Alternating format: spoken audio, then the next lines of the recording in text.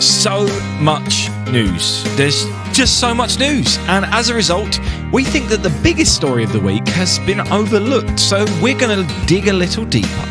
That's right. We said we were going to have a pre-recorded show this week and take a break from our topical content. But too much has happened this week. So here we are, ready to go again. And the holiday season is approaching, so why not give us the gift of finding us on social media? You can follow us on @SpaceandThings1 on Twitter, or get involved at Space and Things Podcast on Facebook and Instagram. But wherever you are and however you're listening, we hope that you enjoy episode 16 of the Space and Things Podcast. Oh my God! Unbelievable!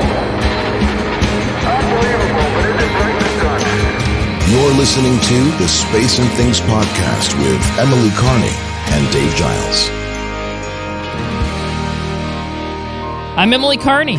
And I'm Dave Giles, and welcome to episode 16 of the podcast. This is unscheduled. We were supposed to be doing something different, but last week was just nuts, wasn't it, Emily? Just absolutely crazy. Yeah. There was a lot going on. Yeah, I just figured that we had to try and get an episode out. Otherwise, we're failing in what we're trying to do here. So that's what's happening this week. But before we do get started, I have one thing I want to talk about. It's the 5th anniversary of the British astronaut Tim Peake's flight to the International Space Station. And to celebrate, I actually have been given a copy of Tim Peake's new book by his publisher, which I'm going to give away to one of our Patreon subscribers.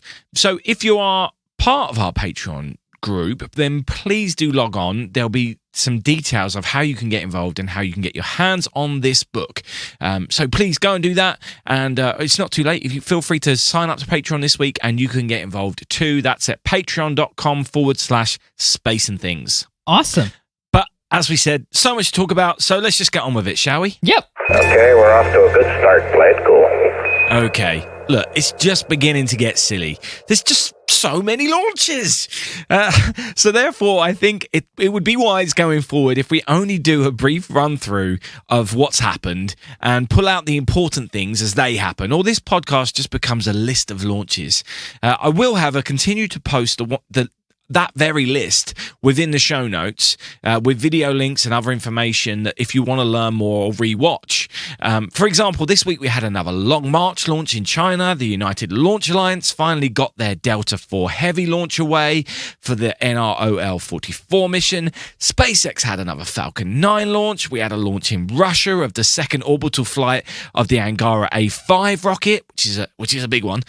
We had another Electron launch by Rocket Lab in New Zealand, carrying a Japanese payload, and as we record this, Astra have launched their Rocket 3 from Alaska, and it reached space this time, although it hasn't reached orbit. So you can see what I mean about it just becoming a list. If you really want to know more about these, just check out the links in the show notes. Yeah, I was actually really thrilled because I forgot what night of the week it was, but last week I did see the Delta IV Heavy launch from my vantage point in St. Petersburg. Nice. Because of its trajectory, it was kind of hard to see because from my vantage point, we have a lot of trees. So I saw it, over the trees, and it kind of rose up and then it went directly east, which was really weird. Of course, it's a secret payload. So I don't know exactly what it is, but it kind of had a weird trajectory. It looked like it was going polar or something, maybe. Other orbital launches look a lot different, so that was kind of different for me. So it was really cool, though. It was quite visible from here. We've mentioned this launch a few times because it scrubbed a few times, quite dramatically, getting right down to the last few seconds before scrubbing or aborting. So it was nice to finally see this one get off. And it's an impressive rocket as well. Some of the photos I've seen of this launch have been outstanding. It's really quite something. So, it is nice that this one's finally got away. And I'm sure it's a big sigh of relief to everyone at the United Launch Alliance as well. Oh, yeah. And it was really, even though I'm a ways out from there, it was, I could see everything. Like from here, I could see... I didn't see the boosters fall off, but I could tell when that happened because it flickered out. And then you could tell when the center core throttled back up again because it got brighter. And I was like, wow, I did not expect to see that from this far out. So that's really cool. So 'cause it was a night launch, right? Yeah. So obviously, yeah. Wonderful. And it was beautiful. It was perfectly clear where I was. It was cold, so I was freezing. But other than that, it was really cool to see from here. I think that's my third Delta IV Heavy launch that I've seen. I've seen 2 of them up close. One of them was EFT-1, and the other one was the I think the Parker Solar Probe. Nice. Yeah, I guess with when the temperature's a bit cooler as well, from your vantage point, probably makes things even easier to see because you don't have the heat haze and the heat pollution in the air. Exactly. Yeah, it's a lot easier to see. Yeah, Florida can be kind of challenging for launches. We don't have the kind of fog. Vandenberg gets fog because it's the mountains. Right. Mm-hmm. So we don't have that as much, but in the summer we have storms. Obviously it's cloudy, and also you have like that heat, sort of the heat rising, and it can be challenging sometimes, but this time of year it was perfect. So it was absolutely awesome. Fantastic. And definitely no curse this week. Fantastic. Yeah, Fantastic. Finally. Yeah, I think I'm beating it. So, All right. I will go on with the rest of the news because there's a lot of other cool stuff that did happen this week. Of course, the story, which seemed to get the whole of the internet talking, was the SpaceX Starship SN8 high-altitude test in Boca Chica, Texas last Wednesday night, which crashed spectacularly right at the end while trying to land due to problems with the pressure and fuel tank. Of course, SpaceX CEO Elon Musk came out very shortly after to declare the mission a success, and the whole launch and crash has flooded the internet with many wonderful videos, and this was really incredible to watch. I watched it when it was happening. I did not expect it, honestly. I want to emphasize it was a test. So test missions do tend to fail a lot, especially rocket tests. So that's really nothing new.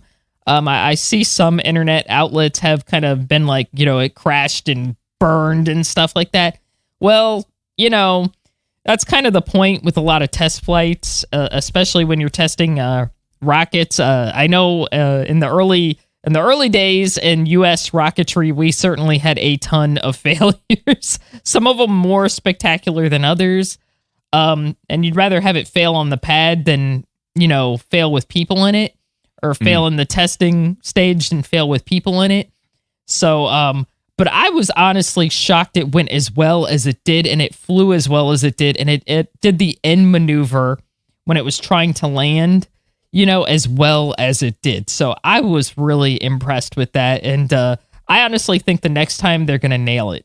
I really do. Yeah, exactly. I mean, to get to that point is ridiculous. And it looked so good in the air. It's such a crazy spaceship, isn't it? I mean, it is a spaceship. I know that's a very childish thing to call them, and I fall into that trap a few times. But this definitely looks like what we would consider a spaceship. It's so sci-fi and looks like it's from a TV show, and there it is, like going about its business. Obviously, it wasn't destined for space, this one, so it was very slow off the pad, which is also really weird to see something comes that slowly off when it got going. But then the rest of it was like, wow, look at that in the air, the way it turned over. It was just, this is special. This is really exciting. And then at the end did the maneuver, and then just the final hurdle just kind of didn't work. But by that stage, it had been so exciting that it was great to see that big explosion. I know it sounds stupid. We don't like seeing it, but it was kind of, wow, if it's going to go, that's the way to do it. Yeah, exactly. It went out big. So yeah. Yeah, absolutely. The explosion part, really, it's funny because normally you see stuff, explode and it's like, oh crap, and honestly, it didn't really bother me because I was like, well, it's a test. They'll get it right again next time. I have a lot of faith. I remember when SpaceX was doing the initial testing, the Falcon boost back and landings, and they couldn't get it right the first few times. Some of them were pretty spectacular, like it would just bounce off the deck of the recovery ship. And I was like, oh, absolutely. Dang it. they got it, and eventually they got it right. So I have a lot of faith that they're gonna nail the next one. Yeah, me too. I mean, they've built their whole philosophy on the idea of learning from failure.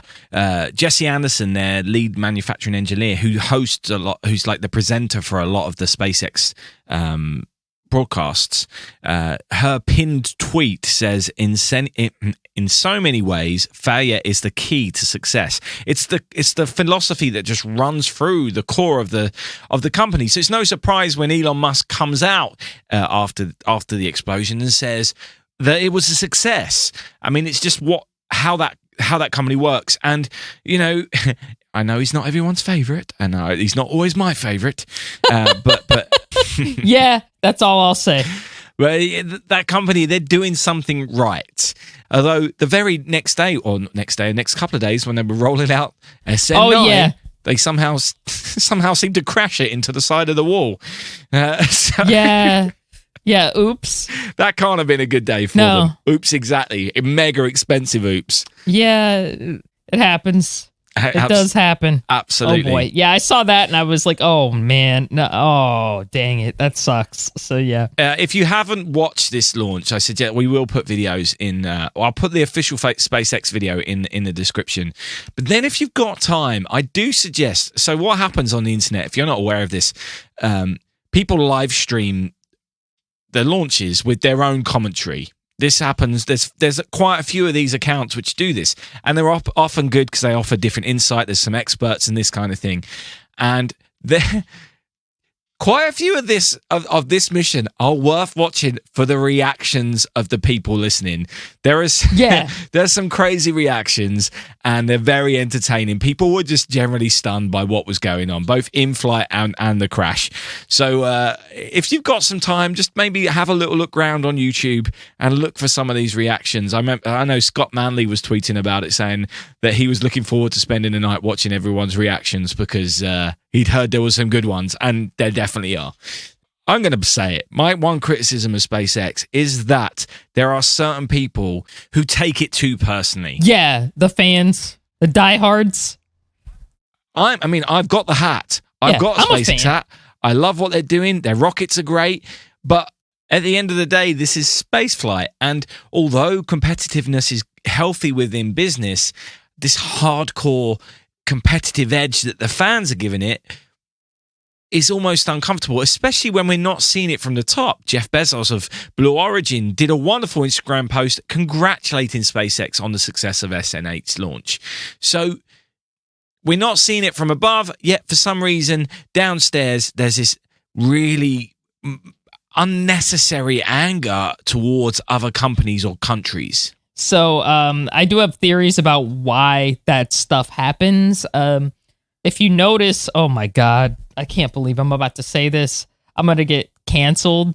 Not trying to be reverse sexist or sexist, but I notice it's all guys doing that, or it seems like all men doing that. Yep. Oh, I know. Oh boy. I don't know how to word this nicely. I noticed that some men, not all men, I don't want to paint, I don't want to use a very large paintbrush or anything like that because I don't feel that way about everybody, obviously, but some guys are really into the idea of like feuds, like this versus this or this versus this. And you'll even notice it when they talk about classic space flight because they make it like Shuttle versus Apollo. Like Shuttle sucked and Apollo was the greatest, and and there's really no competition between them. I don't know why, I think some people, I don't even know if it's men, really. I think some people just love the idea of, there's got to be this fight or something. And I'm like, it doesn't have to be like this,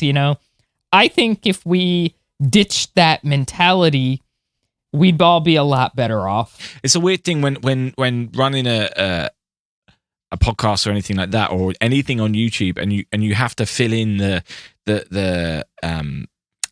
tags. They're called tags at the bottom, and they kind of help the search engine. And when you start putting in things like SpaceX or Falcon 9 or Falcon Heavy, the suggestions are all Falcon Heavy versus Saturn V. That it's almost like they know that people are searching for these things, these conflicts, my car's bigger than your car, my dad's stronger than your dad kind of vibe, which is so unnecessary. Is it human nature? Is it part of toxic masculinity? I'm not really sure where it fits in.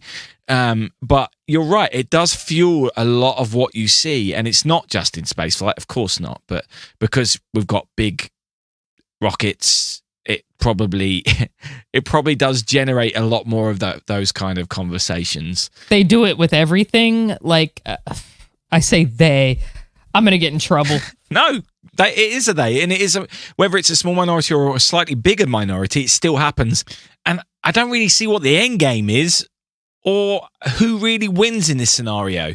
So, yeah, it's kind of ridiculous. And you're not seeing it from above. You're not seeing the bosses of these companies get involved with this pettiness. So I just don't understand it, Emily. They do it with everything. Like, because of my role in Space Hipsters, I've been taken to task a lot, just on a lot of different subjects, and people will try to start feuds with us over, just everything. And somebody just this week was like trying to like set up a feud between me and like another space historian, well, I don't like Emily, but I like this other person better. And I'm like, me and this other space historian, we're very different. Like, I don't mean that in a bad way. I mean that like we focus on different topics. Therefore, there's space for both of you, the same way that there's room for all the different rocket companies doing different things. Yeah, we do different things, and I think we both bring something to the table. Absolutely. So it doesn't mean we have to have this fight between us. I just think that's ridiculous. Like, I don't want to fight with anybody. I think it's just crazy. But I think a lot of people, I want to say men, oh my God, a lot of men are really into that idea of there's got to be this feud. And I'm like, I think if we got away from that idea and just, tried to appreciate everybody for their peace, we'd be a lot better off. So.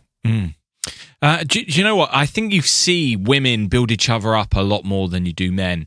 Men are more, there is this whole toxic masculinity. Maybe it's to do with that. I don't know. But you see women's groups trying to build each other up and help each other out more. Men seem to be more destructive of each other. We've got sidetracked here, but this all does come out of that discussion. And essentially, I mean, you're even seeing it within the debates over, China have just done something very cool. And I've seen a lot of stuff online. And maybe I have a different perspective on this because I'm English, but there's a lot of chest-thumping Americans out there that make me feel a little bit uncomfortable sometimes when these things come up, because they get so defensive or aggressive about how their country is doing or what's going on between country and country. Why can't we just celebrate when a company or a country just does something cool? Because we all learn something from that. We all benefit from it. It shouldn't be groups against groups. Yeah. Oh, I agree. I find it very frustrating personally. I was in the military, so there is a part of me that does have a, kind of a nationalism, like, we landed on the moon and we put humans on the moon and stuff. So there's sort of a part of me that's like that, a little, it's not important to me as much as we got humanity on the moon. Yeah. But I can also appreciate the programs that other nations did. Like the Soviets had Lunokhod on the moon, did a lot of real-time stuff on the moon at the time in the 70s, which was incredible. I mean, that was really cool that they were able to do that, and it was all in real time. They were able to observe the moon's surface, and they had actual people driving it from the ground, which is really neat. I can appreciate what China has done and what other, Japan is doing stuff with, asteroids and stuff. I mean, I don't know.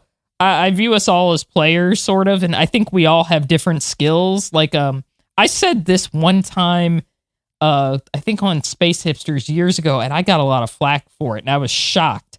I think that the Soviet space program, as far as, establishing space stations and maintaining them, over a long period, like, having them habitated or having people on them for long periods of time since the 70s, to me, that's equivalent to the Apollo program, because they really established that. Like, we had a space station, but then we didn't use it again. And it took us about 20 more years to get back into that. Yeah. Whereas the Soviets just kept, doing it a little more and more and more and more and more. And I really think that's a big achievement, and I think that's almost equivalent to, what we did on the moon, as far as, okay, they pioneered a certain area that we didn't, Yeah, for sure. And they're both important. Yeah, and they both have importance. Like, we figured out how to explore the moon and how to get there, but the Soviets figured out how to live in space for really long periods of time. Yeah. And I think they're both equally important. And I think I said that, and people were in my messages like, how dare you, they're not a capitalist. They were not capitalist, and it got very political. And I was like, I didn't mean it as a diss against my own country. I meant it as, they were trying to achieve and see, okay, what happens to the human body after 200 and something days in space, and they achieved that before we did. And I think that deserves a lot of credit, because that's something that took us a long time to figure out, and we're still figuring it out. So, yeah. But I didn't mean it as like, the United States versus the Soviets or anything like that. So, I don't know. Yeah. Yeah. I mean, we got sidetracked there a little bit, but yeah, it does all come back to it. And with all these different, bringing it back to how we started this segment, with all the different companies and the different countries involved now, everyone is doing different things. Everyone's got their own agendas and they're doing different things, but it's all for the greater good of exploring space, and therefore it should all be applauded when it's going well, and we should all try and learn from it when it doesn't go so well. And absolutely, and that's what we should be looking to do. And I think within the industry, it probably is doing that more, but it's externally online. There's some discourse which just is irritating. But yeah, so great things from SpaceX this week. A load of great launches this week. Lots of different things going on. And more information in the show notes if you want any of that kind of stuff. But right for now, I think that means we're up to date with the news.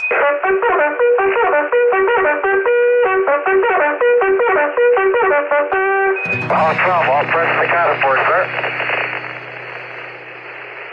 Roger, 12. So if I was listening right now, I would be screaming at my phone or whatever I'm listening to the podcast on.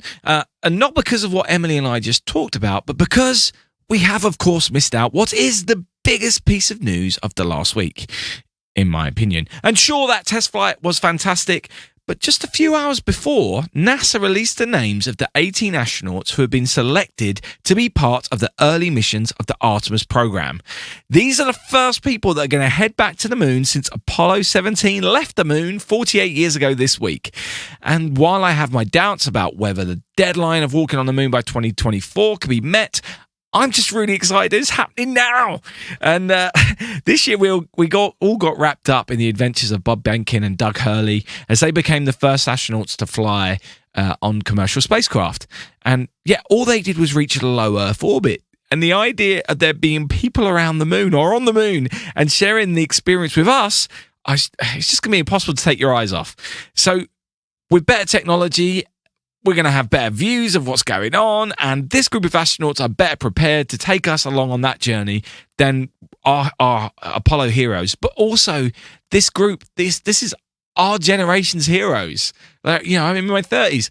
Apollo was, as we just said, 48 years ago. These are the people that I'm going to get to know, and we're going to see these guys go and do something ridiculous, and we're going to be taken along with them. So to me, this was the biggest story, and this announcement was the biggest story of last week. Yeah, I actually saw it on I saw it happen. This is so embarrassing. I don't know why I'm admitting this here. I hope my boss does not listen to this podcast. Because I'm gonna get fired. But I went to the restroom and I pulled, my phone out, just to sort of check on what, the news is going on. And with 2020, the news cycle is nuts. Like something new happens every hour. Absolutely. So I pulled my phone out just to see, okay, what the heck is going on today? And I checked and I saw that, flash up on Twitter, like NASA announces Artemis astronauts. I was like, oh, so I checked it out. And I saw, the first thing I saw was the graphic that they released with the astronauts and their last names. So and cool. I freaked out because I was like, oh my God, I'm used to seeing the Apollo. I have an Apollo poster from like the 60s somewhere in my house, and it's all guys, and it's all white guys, and my brain is hardwired into thinking that's what moon astronauts look like. Yeah. And to see this, I was like, oh my God, like we finally made it. I did get emotional because I was like, oh my God, there's Jessica Meyer is one of the astronauts on there, and she's a Jewish astronaut. She's around my age. I think she's 43, so she's roughly my age. And she's flown on the ISS before. She was part of the first all-woman spacewalk earlier this year. Mm-hmm. Seeing her on it and being like, oh my God, there's a Jewish woman on there. I kind of did get emotional in the bathroom, and I had to like get it together because I was like, oh my God, we're finally going to go there, and we're going to be included for the first time. And I was just, oh my God, I got chill. I have chills just talking about it now. It was seeing that poster. I want that poster on my wall. Oh, yeah. I want that poster on every wall in every classroom. Yeah, I want that poster. Yeah, exactly. These are the people that are going to the moon next. It could be any one of these 18 people. We've got 9 men, we've got 9 women, different backgrounds, different races, different religions, different sexualities, all within a group of 18. They're all super qualified. There's so many degrees, like degrees upon degrees, yes, and doctors, and all got completely different backgrounds. In a world where we put celebrities on pedestals for not really doing too much, we've got this group of people who are the limit of achievement, both academically and physically, and they're going to go to the moon, and that's the first time it's going to have happened in our lifetimes. And I want to know more about these people, and I want to know more about where they've come from and what they've done and how they've got there. I think we all should want to know that. We've got 9 rookies on this list out of 18.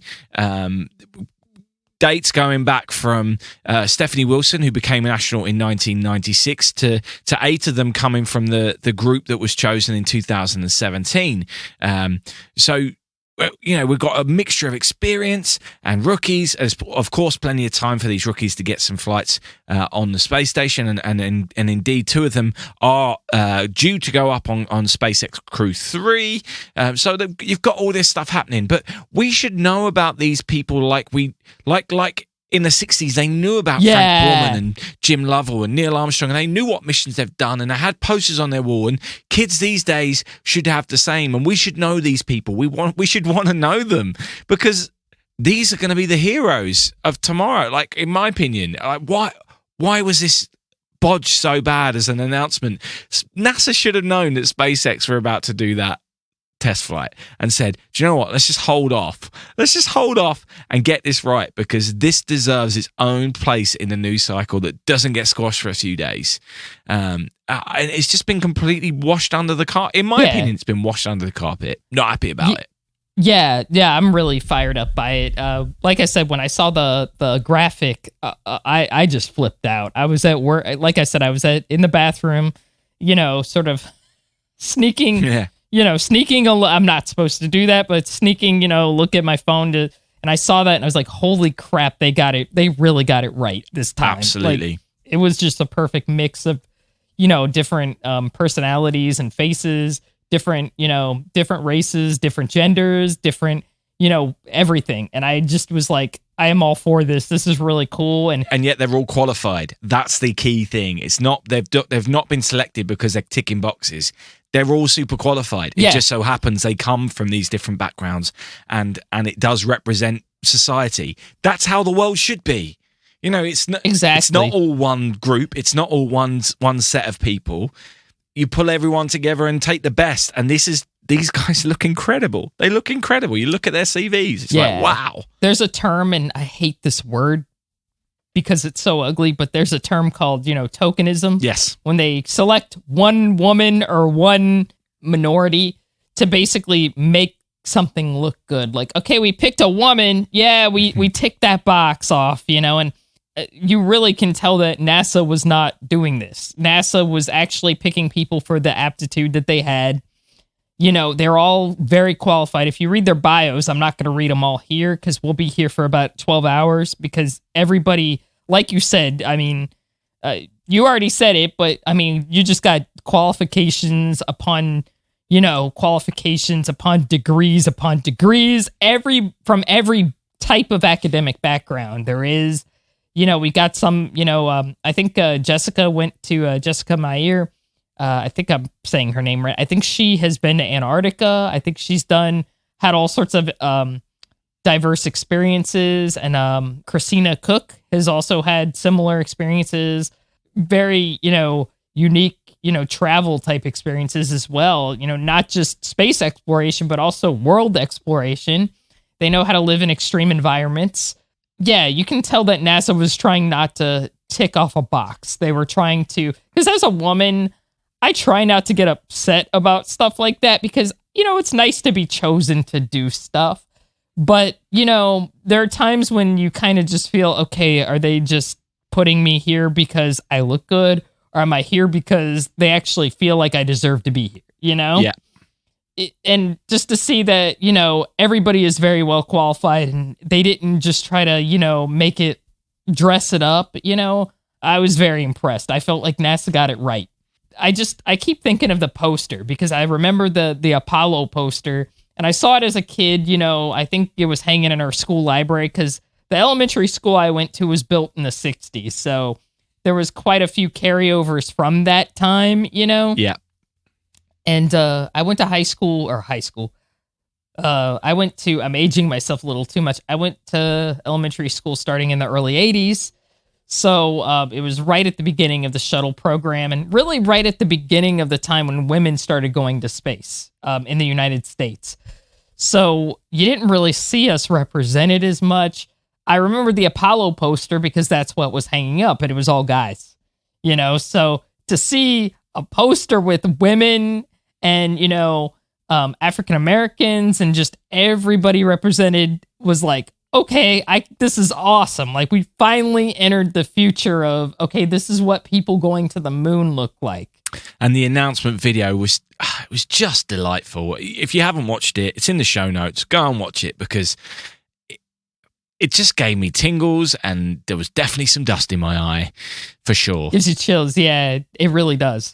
And the more you get to know these people, the more amazing little stories come out. For example, Jessica Watkins and Anne McLean both have represented America in rugby. Like, there's so many great little side stories in this, and all 18 are just worth looking up and finding out more about them. And the more you get to know them, the more you're like, wow, I can't wait to see you on the moon.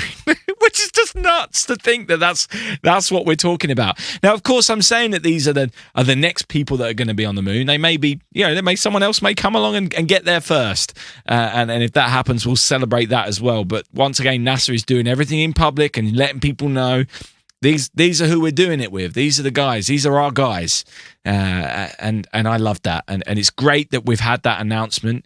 And I'm looking forward. I mean, two of them are on the space station at the moment. Kate Rubins and Victor Glover are up there at the moment. Yeah. So we're already getting a chance to get to know them better. And I feel like over the last few years, actually, with what's been going on in the space station and with Christina Koch, I mean, she's just incredible anyway. But with her and Anne McLean and Jess Muir, I say Muir, but I think that's wrong. It's another episode of Emily and Dave mispronouncing names. Anyway, we got to know them a lot more when they were on the space station for a long period of time. Just like in this country, we got to know Tim Peake a lot better, and he's become someone that people know who they are. And that's the great thing about the space station. You get to know these people. And Victor Glover, getting to know him over the last few weeks, he's got so much energy, and he's been great to get to know. So knowing that he's in this group is wonderful. And I didn't really know who he was 3 weeks ago. So yeah, I feel like, give this list a look and get to know these people, and it becomes very exciting. Victor Glover is already on my awesome list because of the jumper he was wearing, or the flight suit he was wearing. Yes. That had Skylab on it. Yeah! Woo! There it is. There it is. There's the one mention. I finally got it in. Yay!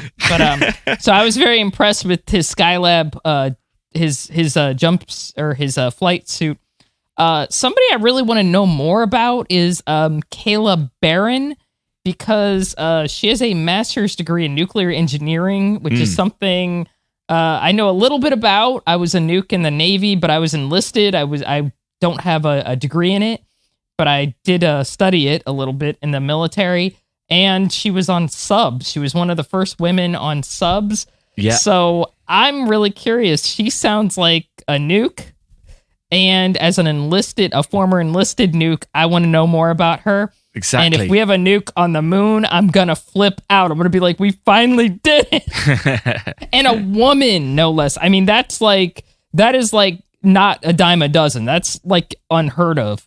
So, because when I joined the military as a nuke, it was like, what? Like, there are some, people didn't believe it. When I told people what I did, they were like, what? No, they don't let women do that. And I'm like, yeah, they just did, and to know that a female with that kind of background has gone on to walk on the moon.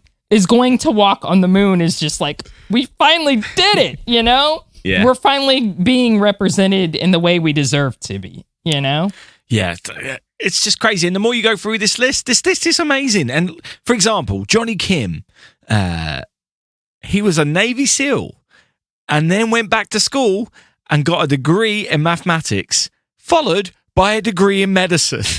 I mean, this guy's just on a different level. Yeah, you want this dude on your crew because he's going to save your life. Like, that guy, he's a SEAL. I mean, that is... I knew people who tried to become SEALs and they did not make it. It's extremely difficult. Like, it is one of the hardest schools, if not the hardest schools in the military. Like, it is... Not everybody can do that.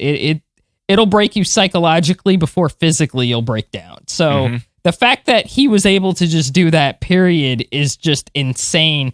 That's a dude you want, and he's a doctor too. So yeah, I'm very humbled looking at like all these. I used to do this. I can't believe I used to do this thing to myself, which is the dumbest thing in the planet. I used to read like other people's biographies, and I used to read Story Musgraves, and I would just cry because it's like, he is a doctor and a mechanical engineer and a writer, and he has 6 PhDs or something nuts. And I'm like, and I'm just sitting there like, I ate a hamburger today, like, But he also did that. Yeah, and on top of it, he's got 6 kids, and I'm like, how the heck does he find time to do anything, So yeah, and just reading these people's, CVs, as you said, it's the same thing. I'm like, how did these people do all this and they're in their 30s, So yeah, so true. But I also wonder what the likes of Ed Gibson or Harrison Smith, the Apollo astronauts who were scientists, think about this list, because there is a serious attention to science within these people. There's so many different degrees represented. Sorry, there's so many different fields of study represented here. You've got geology, we said medicine, mechanical engineering, physiology, doctor of medicine, molecular biology, cancer biology. It just goes on and on and on. There's all these different things that are being represented, and it looks like even marine biology, which you wouldn't think would be relevant, but this time around, it's not just a vanity project of going to the moon. They're going there to learn. And they're trying to take what they do on the space station about trying to learn things that we can use on Earth, but do it on the moon. It's just crazy. Yeah. I'm really glad you brought that up, because earlier this year, I was really blessed to interview Dr. Phil Chapman. Of course. Who was one of the first astronaut scientists. And he was also the first one from Australia. He was a naturalized American citizen, though. But he was basically telling me, one of the reasons he resigned, because he he resigned before he flew. He didn't fly in space. He had an awesome career anyway. He'd be the first person to say, I didn't go to space, but I still had a pretty full life, you know? So he wasn't really bitter that he didn't fly in space, but one of his big issues with NASA in the late 60s and early 70s was during Apollo, the lunar missions, they weren't really serious about lunar science. Yeah. If you were an astronaut scientist and tried to suggest, you know, okay, these are great scientific activities to do either in the lunar orbit or on the moon, they'd basically be like, whatever, we're not into that, you know? And it's like, and that was really a big source of frustration for him. So to see that hopefully they're actually going to try to, you know, make some discoveries about the lunar surface, maybe try to figure out, okay, is there a chance that maybe we can use some of the materials here for something else? You know, I think hopefully Artemis, as, you know, Apollo is sort of the precursor to Artemis, and it's, you know, Apollo certainly taught us a lot about the moon and its surface and what it's like to walk on there and other things. Hopefully Artemis will be sort of the roadmap to, you know, future civilization, who knows? I don't know. I tend to I know that's very deep and people are probably rolling their eyes like, oh my God, Emily, you're nuts. What are you talking about? But I tend to think really far into the future, like long term, because I really think the purpose of space flight to me is really to extend our species, you know, because of course. I really do think that. I mean, well, at some point, our sun is going to die. So we're talking many, many, many, many years from now. Yeah. But yeah, what do we do? We know with that knowledge, are we supposed to just sit tight and wait for that to happen, or are we supposed to figure it out somehow? And yes, of course, we're not going to figure it out in our lifetime because it's too big of an issue. But at some point, someone has to start that process. There's an old proverb, an old man is planting a tree in his garden, which will take far too long for him to enjoy the shade it would generate. And his neighbor looks across to him and says, "Why are you planting this tree which you will never benefit from the shade from?" Well, I'm sure the neighbor used better language than that. But anyway, and the old man replied, he said, "Well, my grandson, he may enjoy this shade, so I'm planting it for him." And that's the idea of what we're talking about. Someone has to plant this seed and get it started. Exactly. Like I said, I tend to think kind of far into the future, and I tend to think, okay, what can we, you know, are there any building blocks we can do now to think about extending our civilization and just to give people hope? You know, with that in mind, that's why I really think that announcement was so important, because you can have all the rockets in the world and you can have the fanciest rockets in the world. It's gonna be what people do in them that it's gonna inspire those back home, and those people that are in those rockets are gonna be the ones which inspire that kid or make something happen. And to me, therefore, the announcement of the people is a bigger deal than a test flight of a rocket which might get us there. I don't know. For me, that's a personal thing. I love the rockets. I like the people a little bit more. Yeah. Spaceflight is really, I agree. I'll keep it short because this is another like hour-long topic. But the reason why I love spaceflight is because of the people. Absolutely. You know, I like talking to people, and I'm one of those people. You know, I've always had a million friends, and I love to talk. You know, I just love to talk to people about it, and people in the field. I don't know. It is about the people for me. And while we're talking about people, I wonder if the old Apollo guys have been contacted. I'm sure they have. But, you know, we've got 4 people alive who have walked on the moon. Are they being used in and being asked what it's like to walk and work on the moon? You'd like to think so, wouldn't you? You'd like to think that that's happening. That would be cool. I'd like to see one of them hanging out with like Charlie Duke or something like that. Exactly. I hope he's in there. Yeah, me too. And Charlie's, I haven't seen him since last year's Space Fest, but he's still got it. He's still fit and he's still sharp, so he could definitely help. Yeah. Let's hope so. Anyway, this has been a great chat. I've got a massive smile on my face. I'm so excited by this. So let's wrap that up there. And from the crew of Apollo 8, we close with good night, good luck, a Merry Christmas, and God bless all of you on the good earth. That's all we've got time for this week. We hope our journalism skills have met your requirements as we've tried to find out a little more about the Artemis astronauts. I certainly have had fun finding out more about them. They're a group of incredible people, and they've got some fantastic years coming up. What a time to be alive! Yes, I'm hoping that once it gets off the ground, we can be there to see them get off the ground. That would be amazing. That would be awesome. And also, don't forget, if you're one of our Patreon subscribers, we've got the Tim Peake book giveaway taking place this week. Be sure to log in to find out more. A space book giveaway, you say? What are you waiting for? Go, go, go. But most of all, thank you for listening. And if you've enjoyed the show, please consider hitting that share button. But remember, in space, no one can hear you stream. Space and Things has been brought to you by And Things Productions.